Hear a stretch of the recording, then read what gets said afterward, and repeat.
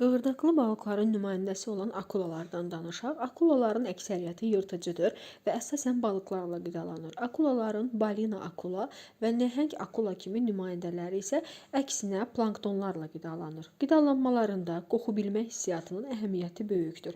Akulalar qana qarşı çox həssasdır və qan qoxusunu 100 metr, kilometrlərlə uzaqdan hiss edə bilirlər.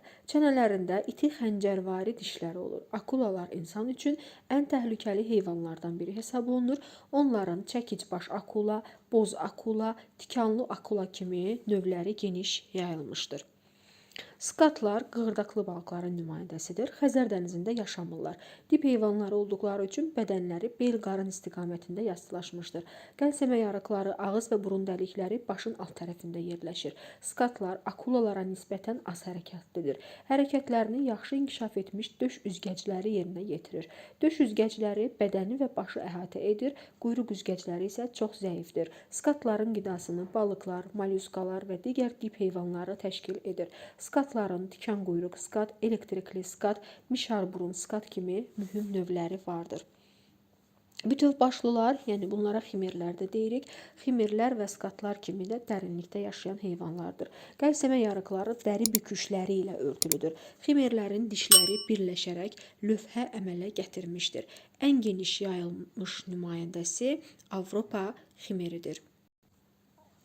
Pəncəüzgəcli balıqlardan danışaq. Bu balıqlar eramızdan 400 milyon il əvvəl dənizlərdə və şirin sularda geniş yayılmışlar. Su hövzələrinin quruması nəticəsində yarımquru həyat tərzinə keçməyə məcbur qalmış və pəncəüzgəçlilərin bəzi nümayəndələrində deməli döş və qarın üzgəcləri olmuş. Pəncəüzgəçlər deməli sürünməyə uyğunlaşmış, hava ilə tənəffüs etmək üçün ağciyərlər əmələ gəlmişdir. Bunların quru onurğalılarına başlanğıc vermələri güman olunur. Sonradan bu balıqların böyük bir qismi yox olmuşdur.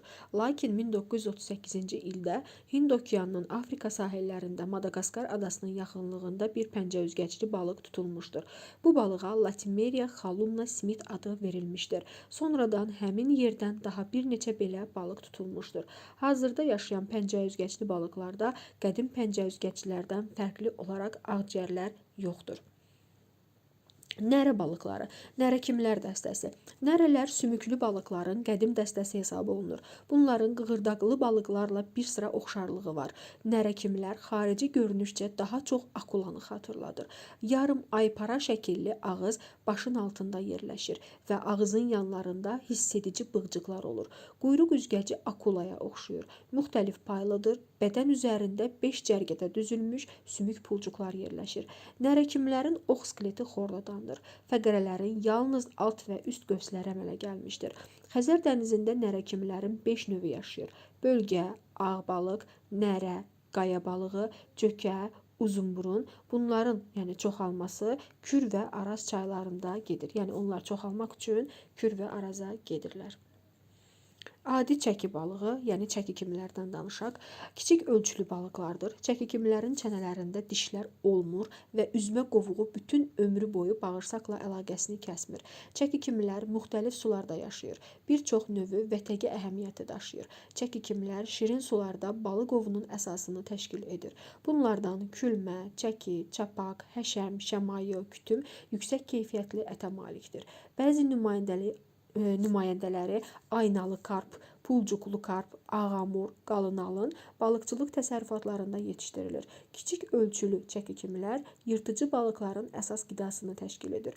Ağamur, qalınalın kimi nümayəndələri isə suvarma şəbəkələrindəki su bitkilərindən təmizlənməsində istifadə olunur. Qızıl balıqlardan danışaq. Qızıl balıq kimlərin ən yüksək keyfiyyətli ətə malik olan balıqlardır. Əsasən dəniz balıqları olub çoxalmaq üçün çaylara keçirlər. Quruluşca siyənəklərə çox oxşayırlar. Pulcuqları qızıl rəngdə olur. Quyruqda kiçik piy üzgəcinin olması əsas əlamətlərindəndir. Keta, qarbuşa, sima, qızıl balıq, qızılxallı balıq kimi mühüm vətəqi əhəmiyyətli nümayəndələri vardır. Azərbaycanda Xəzər qızıl balığı və şirin sularda qızılxallı balıq farel yaşayır. Qızıl balıqların yırtıcı, qızılxallı balıqlar isə sakit həyat tərzi keçirir. Bu qarbuşadır. Yəni qızıl balıq kimlər dəstəsinə aid olan qarbuşa. Siyənəklər. Siyənəkimlər dəstəsi bunların bədəni uzunsov olub, yanlardan basıqdır. Siyənəkimlərin pulcuqları gümüşüdür, yapışqanlı və parıltılıdır. Dişləri xırdadır və ya olmur. Siyənəklərin yan xətt orqanı və başda pulcuq örtüyü yoxdur. Sürü halında yaşayırlar. Əsasən dəniz balıqlarıdır. Az qismi şirin sularda yaşayır. Siyənəklər və kilkələr kimi mühüm vətəgə əhəmiyyəti nümayəndələri vardır. Dünyada balıq ovunun 10%-ni, Azərbaycanda isə 90%-ə qədərini siyənəkimlər təşkil edir.